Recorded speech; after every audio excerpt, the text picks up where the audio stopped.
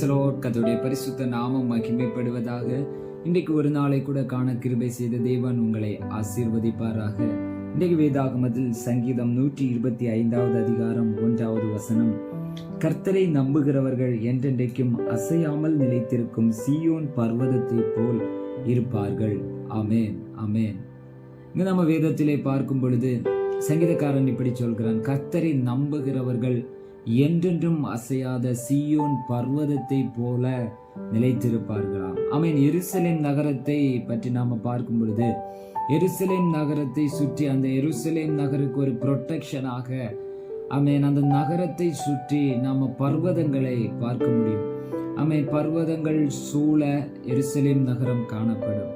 அது அதனுடைய ஒரு ப்ரொடெக்ஷன். ஆமென், ஆமென். அப்படி என்று பார்த்தால் இன்றைக்கு தேவ பிள்ளைகளே, ஆமென், தேவனை நம்புங்க. நம்முடைய வாழ்க்கையிலே கர்த்தரை பலமாய் நம்புங்க. பிடித்த கரத்தை விட்டு விடாம முழுவதும் அவருடைய கருத்துல ஒப்பு கொடுத்து அவரை மட்டும் நம்புங்க. உலகத்தை பார்க்காதீங்க, தேவனை நம்புங்க. அப்படி நம்பினா, ஆமென், பர்வதம் நிலைத்திருக்கிறது போல, ஹல்லேலூயா, பர்வதத்தை போல நிலைத்திருக்கும். அந்த பர்வதத்தை போல கர்த்தர் என்றென்றும், ஆமென், உங்களோடு இருப்பார். அந்த சீயோன் பர்வதத்தை போல அவரை நம்பின தேவ பிள்ளைகளோடு கர்த்தர் சதா காலங்களிலும் இருப்பார். ஆமென்.